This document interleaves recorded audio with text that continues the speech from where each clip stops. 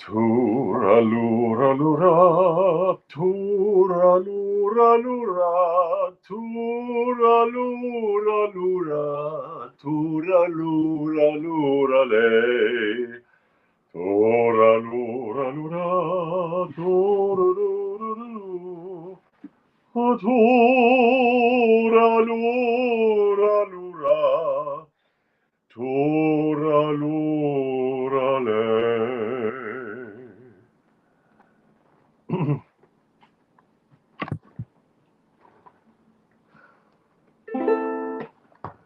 Hi, hi, hi. Oh boy, the puppy banged into the lamp, which has the shelf, which has the phone, which has the camera, which has StreamYard, which has the show.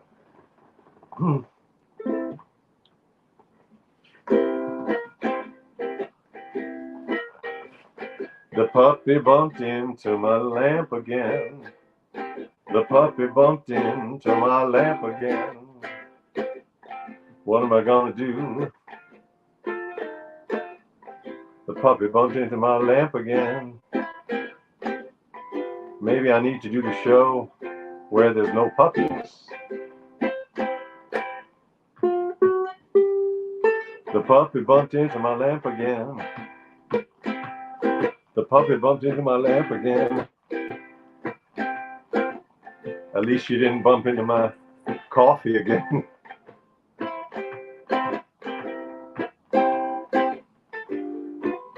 Stay away from the coffee. Maybe we should have gotten a Chihuahua.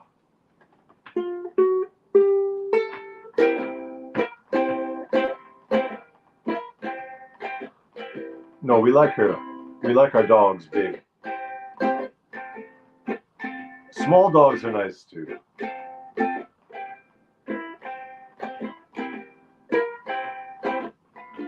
I think a mix. Is that the way to go?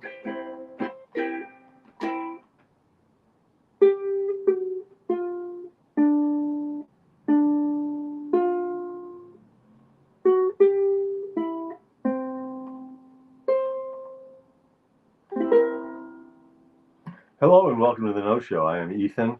I'll be your host. I'll be your guide. Think of me as your cruise director, and it's a cruise to nowhere. It's a cruise like a lot of cruises. In fact, like every cruise, it's a cruise to nowhere.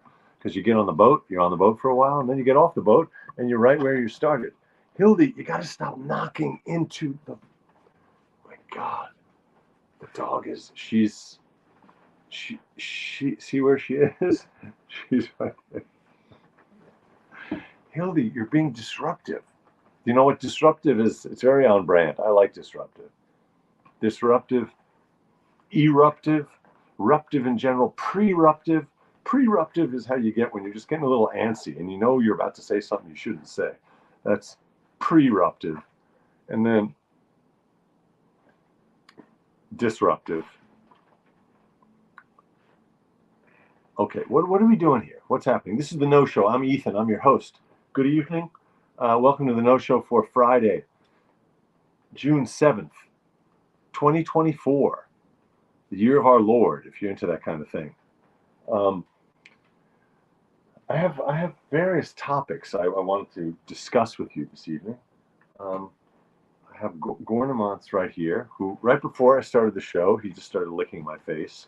So that was a first, that the dog appeared before the show even started. Okay, let's move the camera up here. Maybe that will keep her from banging into it. Holy moly. Hindi. Who's Hindi? Hildy is how you spell it. And I would appreciate you spelling it the way it's spelled. Hildy. Hildy. For God's sake. For dog's sake. There used to be a dog supply store right by the Williamsburg Bridge, right next to Peter Luger's, the old steak restaurant. And it was called Thank Dog. It was kind of a little play on words or a play on letters. Instead of Thank God, it was Thank Dog. It's no longer there, but you can see the outlines. You know how sometimes when a store changes hands and they take the sign down, but they don't completely remove the old sign. So you can see the remnants of the old sign beneath the new sign. So I think it's like, because that's like on the south side of Williamsburg, the Hasidic neighborhood. And I think that there is a Hasidic, it's not a hat store. There's a hat store near there, but it's some sort of a tailor, I believe. So I think he's in that space that used to be the dog store. Oh, that's cool. You bought a book of Paul Simon lyrics from '64. Wow, that's very cool. I think he could be another Nobel Prize winner, like Bob Dylan, for his poetry. So, speaking of those signs, by the way, I don't care how you spell her name, to be perfectly honest. The other day they spelled my name wrong. You know, they gave me that retainer, and on the box it said my name, but it spelled it. It was missing the S in the last name, which, do I care? I don't know. I used to not care. When I worked in Italy a lot, I used to be amused by the way they would misspell my name. Because in the costume departments at the theaters, they would write your name into each item of clothing. And I saw some amazing misspellings of my name. And I would take photos of them. They exist on some old phones. I got to find those. That would be a fun little collection of photos. So yeah, the missing signs, the old signs, the former signs where you can just see the remnants. So there's this word, and it came up today when I was shooting a little video. The word palimpsest. I think we talked about it on the show once before. Palimpsest. Yes, Mom, you got it. Hello, Mom, you got it exactly right. Hildy, Hildy. Hildy. Now they're both lying at my feet like carpets, like little bear rugs. Here, I'll show you. There's Hildy. And there's Gornamans. Hey, buddy. Okay. Everybody's snug. Snug like a rug. So the word palimpsest, I don't know the exact story behind it, but the idea is that, like on ancient, maybe cuneiform, like the earliest form of human writing, you would see like a stone or a clay thing on which something was written. And then that was rubbed out or written over. It was written over and written over, so you can see the different layers of writing. It's like writing on top of writing on top of writing. And the reason I thought of it was because I was shooting these videos today out on the street. It really upset me that the road crew, they came in and they put beautiful new asphalt along Metropolitan Avenue for a few blocks. But they hung the signs to tell you not to park there using staples, just tons of staples in the trees. And they're pretty heavy gauge staples, and they left them in there. So there are dozens of trees, and there are hundreds of staples. And now I'm imagining they do this all over the city all year long. Because probably for convenience, they take one of those, there are those hammer staplers. You can just sort of smack something and a staple sticks in. It's sort of shaped like a hammer. Anyway, so I was making a little video about that. I didn't post it yet. But then I was saying that's not how you post a sign, but here's how you do post a sign. Because on a lamppost, there were all these taped signs. And I don't know how it is in your city, but there are so many taped signs that you get taped signs on top of taped signs, on top of old tape, on top of old signs, and it just takes up the whole lamppost. Kind of the diameter of the lamppost increases. There's so many signs.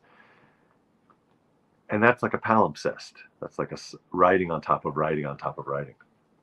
I think I posted once on social media, someone that took an X-Acto blade and sliced, to clean off the lamppost. They sliced, but they didn't remove the whole thing. It just sort of opened up like a book. So all these layers of old postings, you could see the different layers. They opened up, and it was a very cool formation. And instead of palimpsest, I was calling it a palimpsest. Oh yeah, there's a Neurogeezer. Hello. There is a definite Paul Simon tune. Simon and Garfunkel, the 59th Street Bridge song. Hello lamppost, what you knowin'? What you knowin'? Which, that's a song I heard Paul Simon say on the Dick Cavett show, that he kind of abjures it. He has disdain for his own song. I think it's overly simplistic, and also I think the emotional palette of it isn't really in keeping with his normal way of writing. It's just a very cheerful, happy-go-lucky song. The 59th Street Bridge song, also known as the Ed Koch Bridge song, and the Queensboro Bridge song.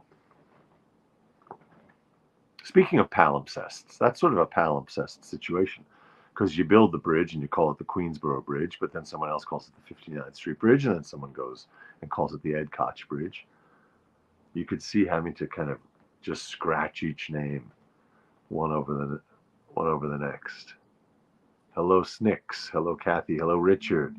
Hello, Dave in LA. What's up, Dave? Hello, everybody. Okay, so the one that I did shoot, that it's really funny. So then I shot a little video of City Bike, and I posted that.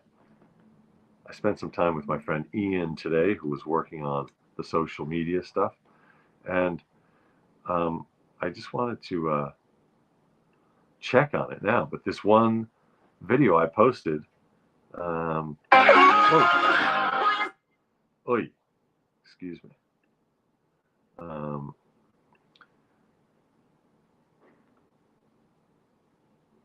The one video I posted, which was sort of a city bike,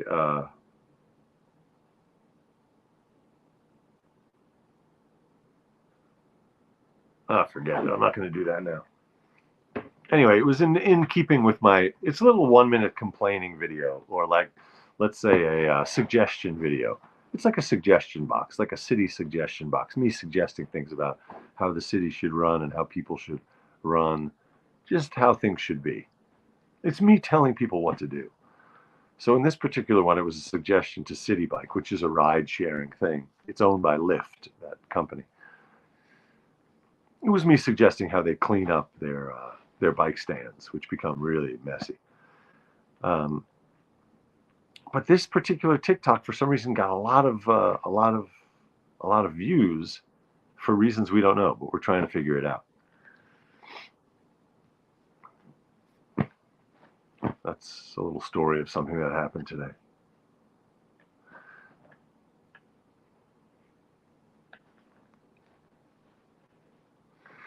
Oh, no, Neuro Geezer. I might be misquoting him, but it's not that Paul Simon thought that all of his songs should be a certain way. It's just that I think he kind of disavowed that song or grew very tired of it because of its simplicity. And then it was just my conjecture that it also had to do with the mood of the song.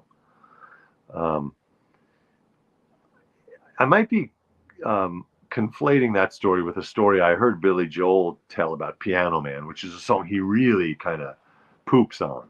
He thinks Piano Man just musically I think it gets on his nerves a little bit that it's such a popular song. And for him, musically, it's it's not interesting to him. So sometimes artists, they grow out of things that they did at one point. They want to move on, but if you're hugely popular like that, it can be hard to move on when you have fans saying, come on, play that thing, play that thing. Dawn. Oh, you think it was the hashtags? Yeah, so the hashtags on that video included, because some of the food that we spotted in the trash. There was Oatly and there was Van Leeuwen ice cream. And then City Bike as a hashtag. So yeah, that could be it. Yeah, The Boxer is I have a very personal memory with that song, The Boxer, because that was one of the first albums I ever listened to. And I remember asking my parents when listening to that, what I remember asking, listening to The Boxer, what's a whore? What's a whore? I think I was, based on what house we were living in at the time, I was probably 7. And I think the answer was one of those things, the way parents, they kind of answer your question, but they don't want to. They're like, whore, a hooker, a streetwalker, a prostitute. No, I don't think that's what they said. That would be bad parenting if you just answer the question of what is something with a whole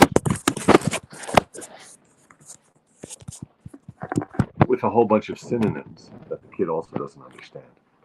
All right, the dogs are they're doing their thing tonight. Oh, but I did close off the library here with chairs, so it worked today. So that was a very good suggestion. Thank you, audience. Or it was an encouragement to keep the books far away from Hildy's mouth. But let me show you what she did, because I went out only briefly yesterday, and she sunk her teeth into some more literature. Okay, she did very slight damage to this book. This is one of those great dual language books, English fairy tales in both English and German. These books are great because you get the German on one side and the English on the other. I could be pointing to the wrong one, but so they're sort of simple language-wise, and a great way to study a language to read these. For example, here's a story: The Well of the World's End. Der Brunnen am Ende der Welt. Once upon a time, and a very good time it was, though it wasn't in my time, nor in your time, nor anyone else's time. There was a girl whose mother had died, and her father had married again. Oh, this is classic fairy tale territory, the stepmom. Once upon a time. Es war einmal, und zwar zu einer sehr guten Zeit, obwohl es weder zu meiner Zeit war, noch zu deiner, noch zu der Zeit von irgendjemanden sonst. Es war also einmal ein Mädchen, dessen Mutter gestorben war und dessen Vater wieder geheiratet hatte. She used to make her do all the servants' work. The stepmother hated her because she was more beautiful than herself, and she was very cruel to her. Wait a minute, this is sounding a lot like, well, every fairy tale. Die Stiefmutter, that's the stepmother. Die Stiefmutter hasste der Kind. She hated the kid, weil es schöner war als sie und behandelte es sehr grob. Anyhow, this is a book that Hildy chose off of the shelf. It's really great. I'm glad she did, because I'm going to start reading it again. But I think there are going to be just a few pages where I'm missing a couple of words where she really chewed on the book. All jokes about how she devours literature and what's her taste in books, all of those jokes are welcome. Please keep them coming. So Hildy, interestingly, day one, she chose some Wagner libretti. So she is a German dog. The Great Dane is a German breed. And her name is Brünnhilde, Hildy. So she's got a German name. And she has a German mom. And she's picking German literature off the shelves. But not only German literature. She also picked this book, which I read 22 years ago or so, which was amazing. How Proust Can Change Your Life by Alain de Botton. This is a great book. It's called How Proust Can Change Your Life, subtitle, Not a Novel. What this guy does is he does a sort of cheeky literary criticism of Proust's writings in the voice of a self-help book. So he looks at Proust and then gleans lessons to live by from Proust. For example, here's a chapter, How to Suffer Successfully. It's a really good book. How to Suffer Successfully. There's something about Bizet, who wrote Carmen. I've mentioned Bizet and Carmen on this show before. When Bizet died, he thought it was a flop. It closed after just a handful of performances at the Opéra Comique in Paris. And then it went on to be probably the most popular opera of all time. So it just goes to show you, if your work is flopping, remember, 200 years later, some people might really be enjoying it. Take solace in that. How Proust Can Change Your Life. So Hildy took an interest in the flavor of this book. And then, not so curiously, she went for The Political Life of Children, which I was talking about on the show, which makes me think maybe she listens to the show. Maybe she's a fan of the show. The Political Life of Children by Robert Coles, which I was talking about last night on the show.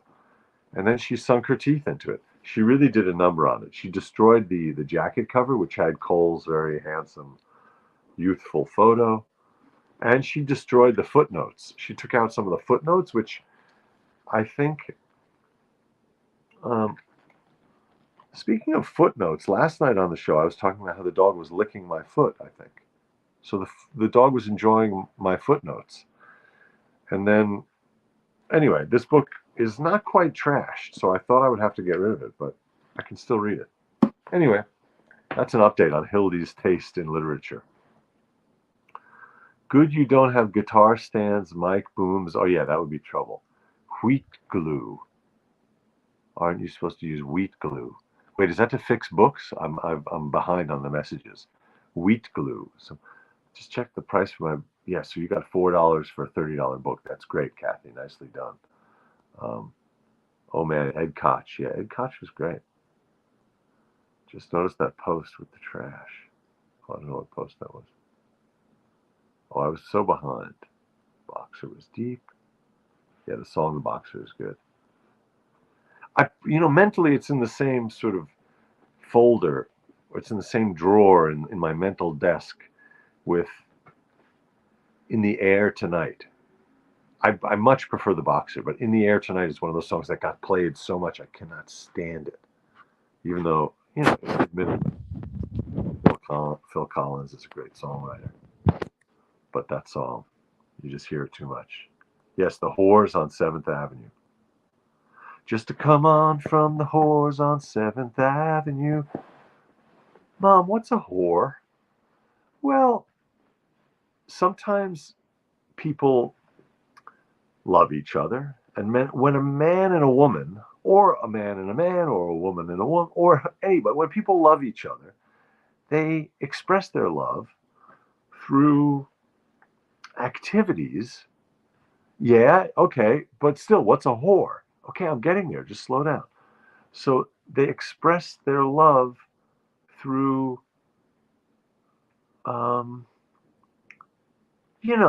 like hugging. So they hug.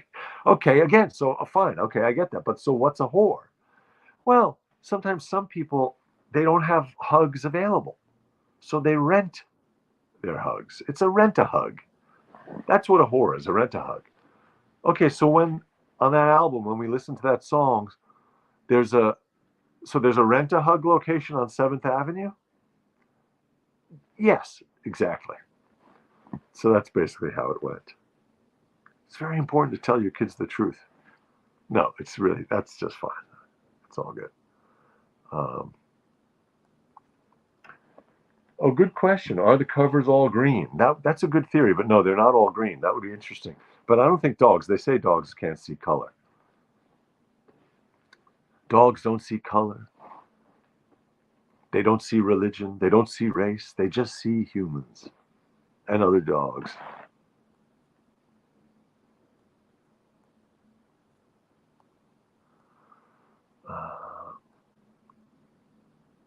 I can see a parent saying, oh no, he is saying, come one from the horns.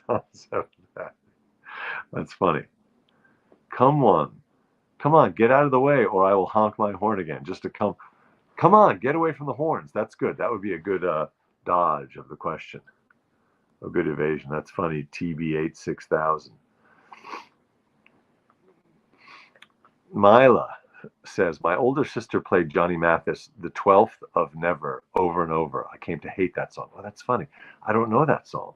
But today I was just telling Ian about the night I sang Misty on the show on the 28th of May. I love that song. I got to tell you, it's peak schmaltz, but it's a beautiful song. I think because the melody has these giant leaps. It has giant leaps.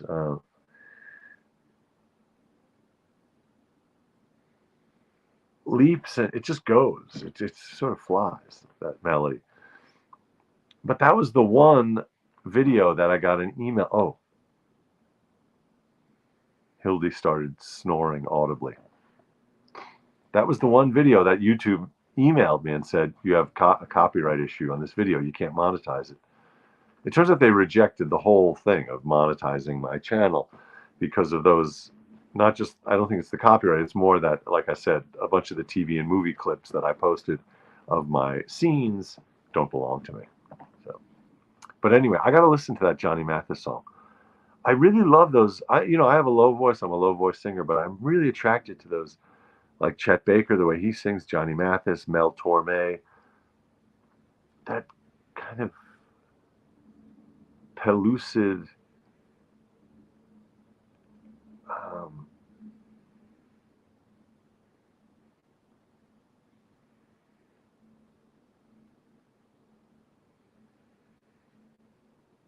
transcendent. There's something transcendent in that sound. That's what I'm saying. Lee Sklar played bass with Phil Collins. Okay, cool. I do declare there were times when I was so lonesome I took some comfort in. Yeah, that's right. So it's like I was saying, it's a rent a hug. Rent a hug. What's another way of saying whoer? Oh, that's funny. Who are you? Yeah, he's just saying who are you? Just to come.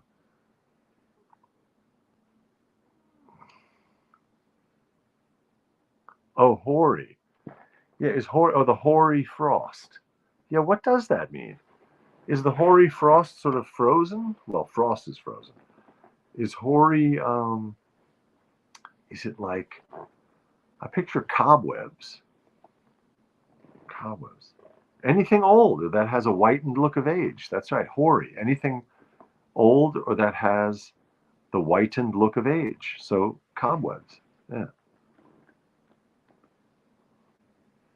What does it mean to be hoary? Very old and familiar, and therefore not interesting or funny. He told a few hoary jokes and nobody laughed. Oh, that's a fancy way of saying a dad joke. A hoary joke. It's one of those words that has multiple meanings, so it can be hard to remember. Movement Voter Project. That's not hard to remember. MVP, Movement Voter Project. Give them $1. You'll be glad you did. Or I'll be glad you did. Somebody will be glad you did. Let me look at my list of topics I wanted to discuss tonight. I had a lot to get through. Hildy? Oh, telling others what to do. Yeah, so that city bike video, I wanted to get back to that for a second. Please check it out on YouTube here or on TikTok. It was me talking about city bike, the trash at city bike. But it's about this compulsion to tell other people what to do, in a sense, because it's me embracing that. I have a joke on my comedy album, Thug Thug Jew. Check out Thug Thug Jew if you haven't. I have a joke on there about my New Year's resolution being to stop telling people what to do. But I was working today on the sequel to my Dr. Benjamin book, Today Is Now, and I was working on a new chapter where he talks about the fact that, well, it was basically inspired by what I did today, which was I thought, you know what? I naturally tell other people what to do. It's a habit of mine. And that joke was about a New Year's resolution of me trying to tamp down my natural instinct. And then I thought, well, why are you tamping it down? Why not just embrace it? Why not like amplify it and just really go for it and make it a TikTok series, for example, of me just giving these bits of unsolicited advice. Unsolicited. That's a good title, maybe. Unsolicited. I gave a little unsolicited advice today to someone I heard on the Brian Lehrer show on WNYC. An academic, a writer who writes about poverty and about race. And she used the word right with a question mark in every single sentence, and sometimes more than once. She would say, poverty is a problem that crosses racial lines and geographic lines, right? And we know from the research, right, that the solutions are available, right? But right. So I wrote to her, right? I was moved to write to her. I said, great appearance, but you got to deal with that verbal tick. And as far as I know, that verbal tick appeared for the first time about 20 years ago. I had a friend who was studying for a PhD. He was the first person I ever heard do that. He just started saying right all the time. I thought that must be in academe. It's so annoying. And now it's everywhere. It's ubiquitous. It's in the media. It's in academia. It's just, people should knock it off. Stop saying right. Just stop it. Right? Am I right? All right, that was the other thing I wanted to say. Well, let me have a sip of espresso. I made an espresso and I put it on ice.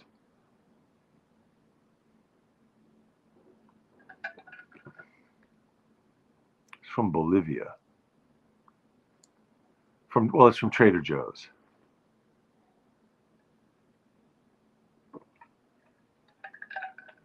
Yeah, thank you. Yeah, right? Donna. Oh, hey, what's up, Donna? Fundenbush. Yeah, embrace it. I like people to tell me what to do. I also like people to tell me what to do in certain settings. Tell me what to do, and then I'll decide. Like you say, I can smile and ignore it or do it if I want to. Yeah.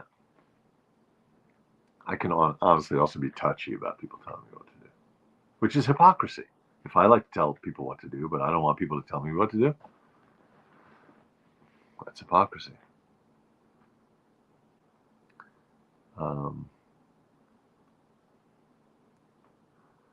Just to come on from the whores on 7th Avenue. All lies in jest. Now that's that could mean many different things. And when you're 7, it means nothing.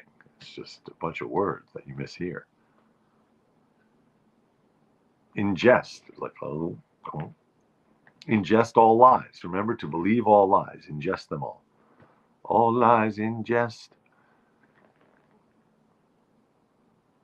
I'm a literalist, and I hate when people overuse the word incredible. I agree. Incredible as an amplifier to mean very. Incredible or incredibly shouldn't mean that. Doesn't really. It's overused that way. They have a Trader Joe's in Bolivia. Yes, Richard. I went all the way down to Trader Joe's in Bolivia. No, I just went less than a block from me. They opened a Trader Joe's. Bolivian coffee. Or so they say. I don't know where it comes from.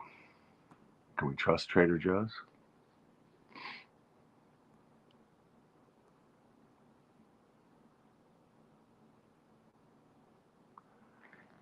Stephanie Miller. Who is Stephanie Miller? Neurogeezer. Is that a news character? Someone who says right a lot. My amplifiers from Marshall Sachs. Funny.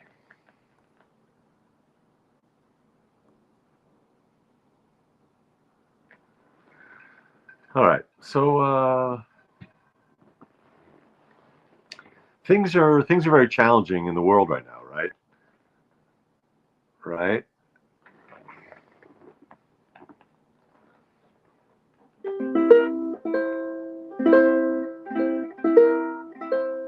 Podcaster. Oh God, forget that. Yes, they do that constantly. And then the other pet peeve is that they just whisper. Everybody talks like this on their podcasts, and I call it the NPR whisper. Hi, this is the NPR whisper. I don't want to startle my guests or my listeners. So I need to talk like this, and I need to drop the vocal energy at the end of my sentences to the point where you can't hear what the hell I'm saying. Wah, wah, wah, wah, wah, wah. America. You know what? CB Day, I'm with you. That might be my favorite Simon and Garfunkel song also. The Gabardine Slacks. She says the man in the gabardine suit was a spy. Not slacks, suit. I said, be careful, his bow tie is really a camera. What a great song. Oh my God. That is a great song. America. America. Isn't that the first line of The Godfather? The first word. Okay.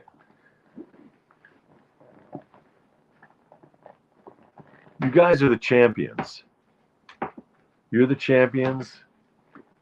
Thank you for your ears and your eyes. Thank you for being champions of my show. Thank you for listening and watching. Thank you for being loyal and faithful, which is the same word, really. I mean, it just means the same thing, faithful. But somehow faithful started to connote romance and marriage and loyal pet ownership. My loyal dog. Oh no, my faithful is my Fido. Fido, that's from the Latin word for faith. Faithful.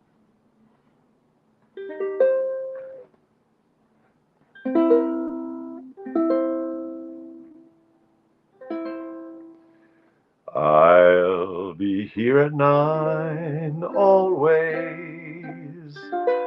Every single night at 9 always.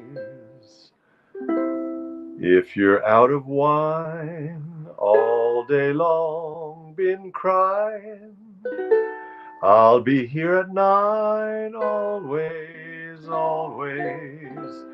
Days may not be fair always. That's why I'll be here always.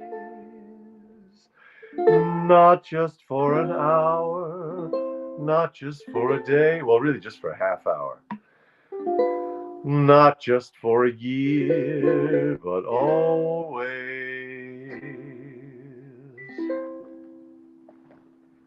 Oh, your cat started meowing when I started singing. That's very sweet. Let me do it again for the cat. Meow, meow, meow, meow, meow, meow, meow. Meow, meow, meow, meow, meow,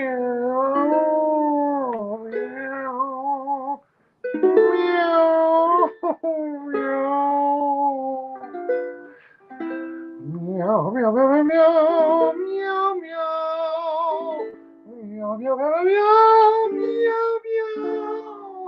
Meow, meow, meow, meow, meow.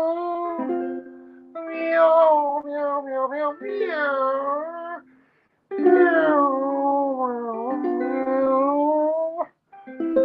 meow. Always.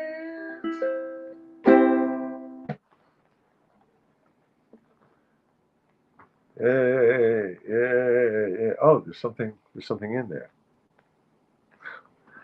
Oh, your fish are afraid of the cat sounds. Okay, tomorrow I'll sing it as a fish.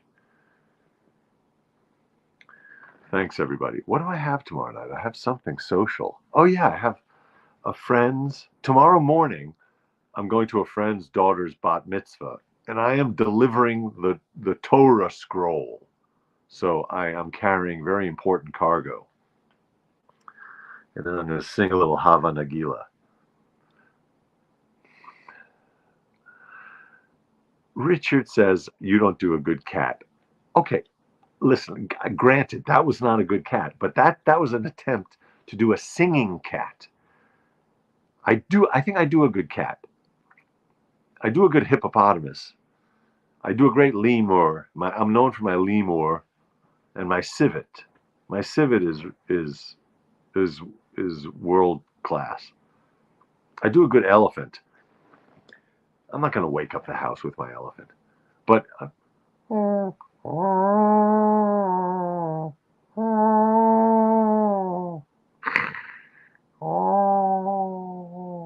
that's my cat.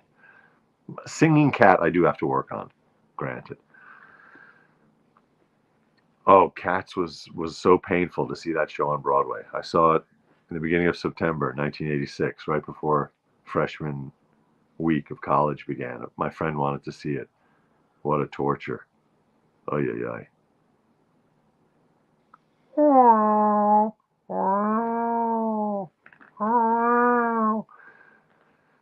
Good night, everybody. Sweet dreams.